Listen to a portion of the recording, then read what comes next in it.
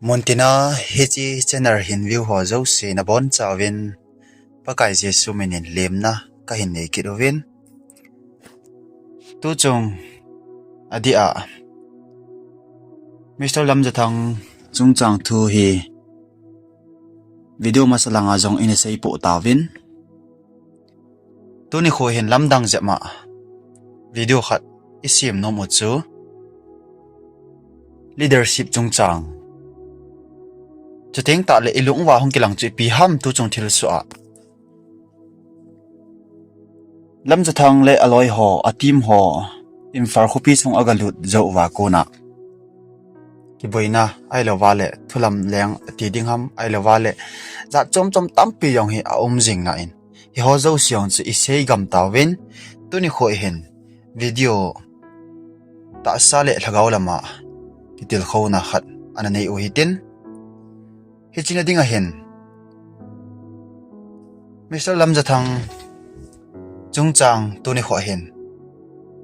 ha focus po tin ha se po hitin sei thei yo si se dinga lom ho tam piong e sei so ke tawin hi jong le ama din mun to ke to a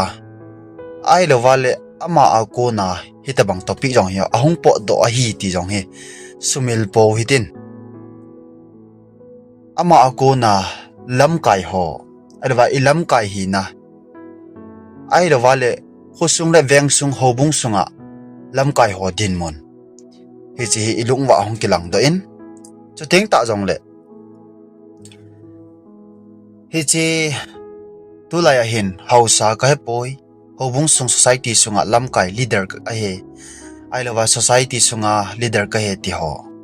lam chum chuma mi tampi hin I leadership hi naw he povin kilam kai sa ma jing lam kai ji hello mi tampi hi agyum ta yin lai lam jathang ama ho tabang ta salam le thagaw lama tu ni ko en holim na ana bolo hiten hi china dinga hin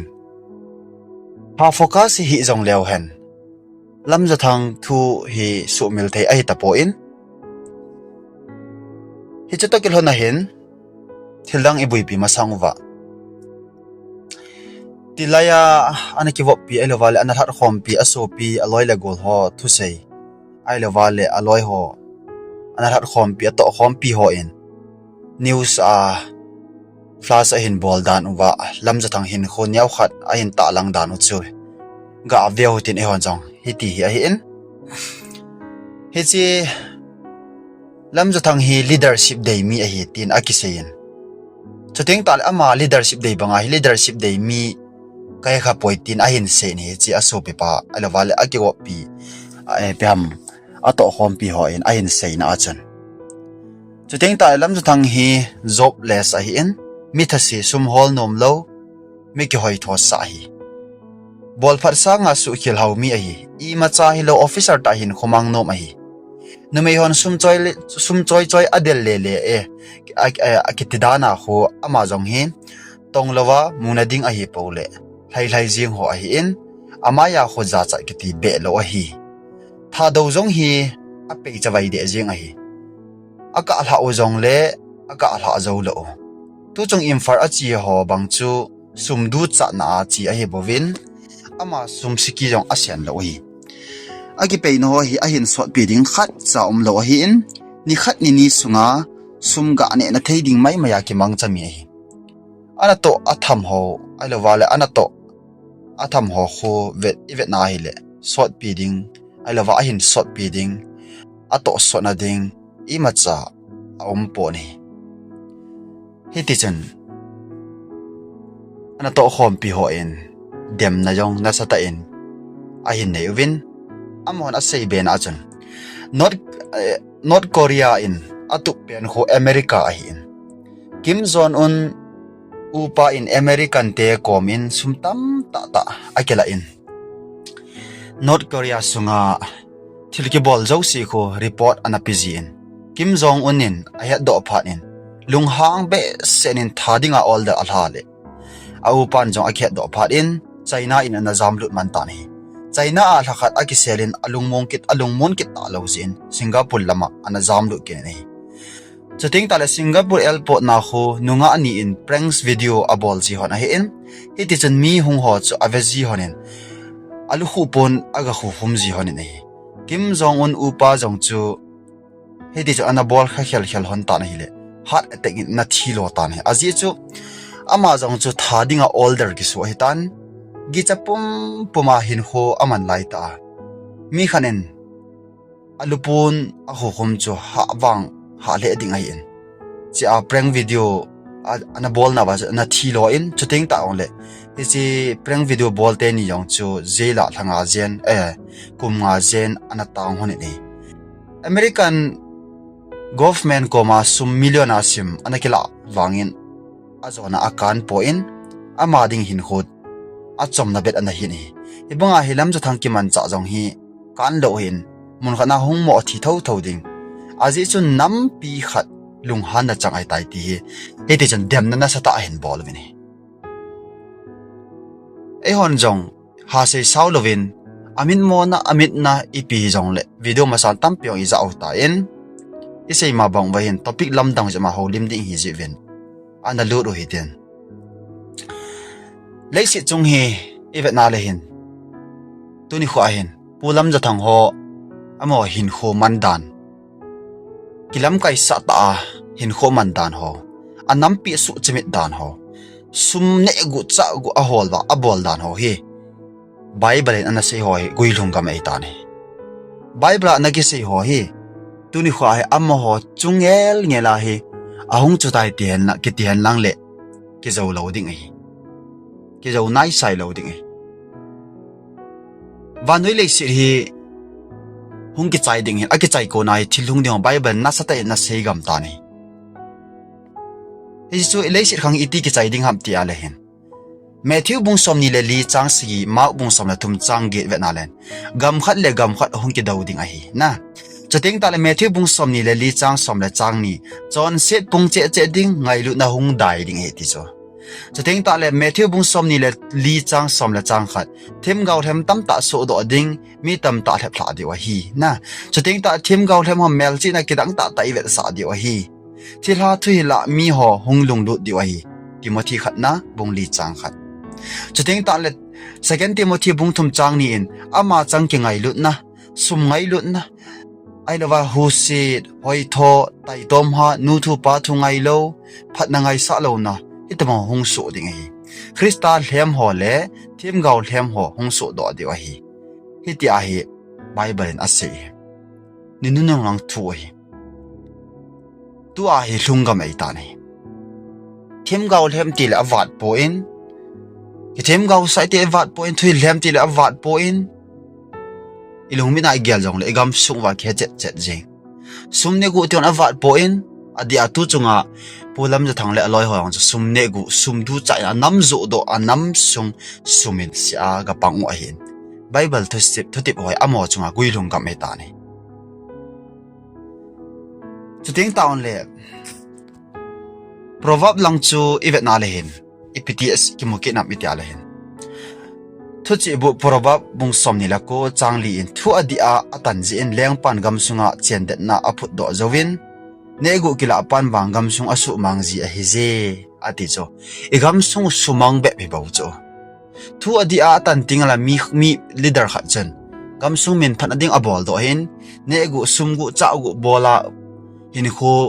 mangpa chen agam sung asu mang lo ji he tin akimo ni proverb min hoi ta ki chi ta se chuting taung le Matthew bung som ni chang som ni le nga lang che ve na le Jesu nam ho chu akovin azawa nang hon na heve chidang namdang te chunga vai po ko apakayun a umin chule milin milal te hon achungwa athunei naw apan jive nang hola wang chu ti chahi poi ain koile nang hola alin hi no ma chu nala chawa pangding hi chule nala uwa api pui pen hi no ma chu na so heding hi chuta banga chu mem chapa ta jong chu zending a hung hilovin a zen le ding le mitam ta thlat do a hinna to ding za hung a hi ati chana leader hi no ma jing tu chunga yong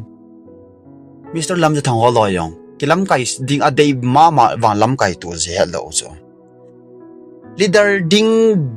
adei wale anam sung asu chimit lo di oi sum ane egu lo di oi chuting ta jong le leader ding khat chun sum ne egu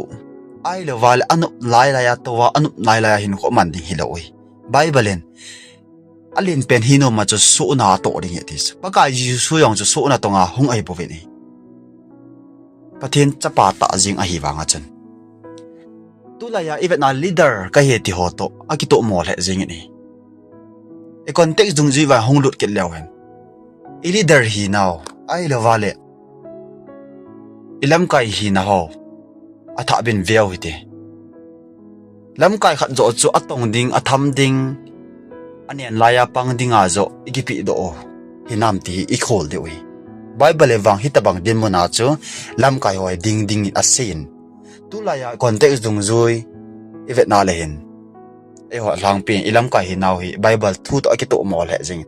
ki sa na ding kai tho sa na anup la la ane a hoi la la to ding sumule nam sung he phatalo hitabang he akitamini ai hen le Matthew bong som ni le li chang som thom la thomin hi chi ho a hung ting pakai gam hong thung na ding kot bul hong ge ai tai ti mel chi na hi ati so tuni fo a Mr. Lam jathang le aloi ho sumne agu dan ai lo wale nam asu min se dan egam sunga thil hlem tampi achi dan thim gaw hlem leader du da lo om dan hitabang ho hi bible in ahung dinga asei sai tain hi choi ami tai mu ta ve na e ta ve ai le hi chu ipi vet sa nam ti le pakai gam ahung na hi tai ti approve at e chuting ta ong le he chi lam kai na chung chang isei naw ta kelana hen tulaya hobung sunga chuting ta le khusung house ho zong tam khat ega pha po nom win aji chu hausa khanen tulai mi tampi in hobung sungge ya mo pa ke khusat na ai in ka khutchaga a hi in tia athu tho ape yong a omini hi choi adi po ni lam kai khat mo pu khat dinga thlin lo vet sa nai the near team gaw le khabu bung li chang khat na lang che na le hen Nebuchadnezzar angol na cho anakimun gamla gam sabanga awm na thusim cho anakimuni hibangai khusung hausa izar ham khat chu pathingin khian le hobung za bol mi a hirin ahin la kim khat kit chun ka khu ka veng awm ja hobung om hi atin hitian hausa ho jing jong kampau anei gam ta ni mi kharin kho sim ji a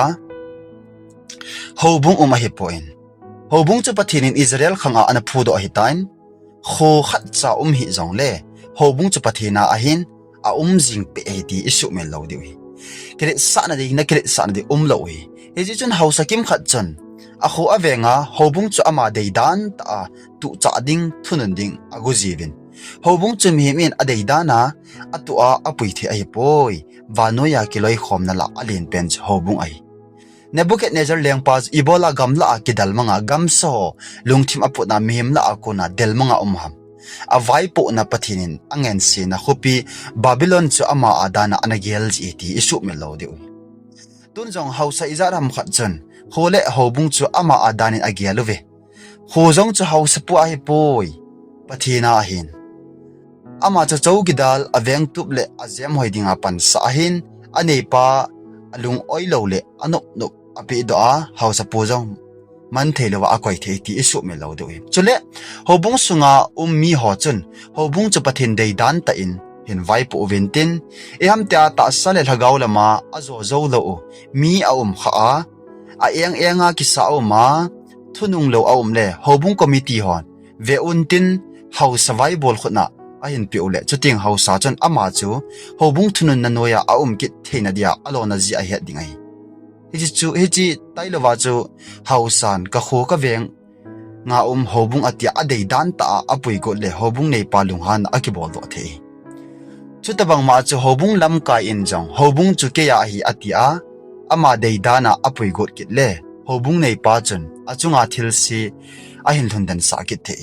hausa hin hobung lam ka hin in sung mi pa hin nam lam ka hin hola cho hin government se pai ho hijing jong le agam gi ke lo zo si chunga aching pi pa pathin lung hang the di ngai to kham se ri pasal hian nu mei hian koi he jong le a hin laidam sunga ching thei ta hin khomanga agam gi awai po na phateke cha ke ho chu pathin lung hlaina ai na ba na mem ho pa cha le jawol chang dewi kile sa ki ti pathin do na hi pathin chu alen sa ale na len jing a hin ai la ale na zo si pai la in keneu sai mem limin a hong ni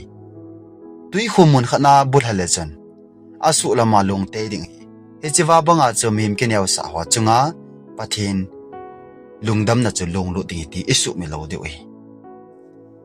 hi chi chi hin tu ni kho a hin Mr. Lamjathang thu a viral to ke to a tu lai context dung ji ya e hon ching the uitin ilam kai hinaw imo po nawa khosung veng sung hausa namsung society sung leadership adu ada gamtina lam kai ka to ete akre sabel bol hon jong atha ben ki gyal do nan inei di oi atha ben leadership chung chang lam kai khat nei no male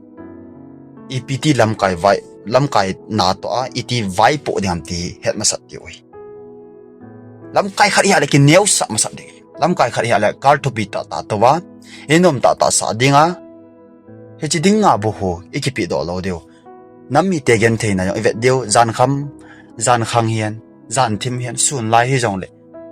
pan ela adi oi hi su lam kai di ta ai ti tu ni khon sei do ovin anga yo si pathini pathina bo taw han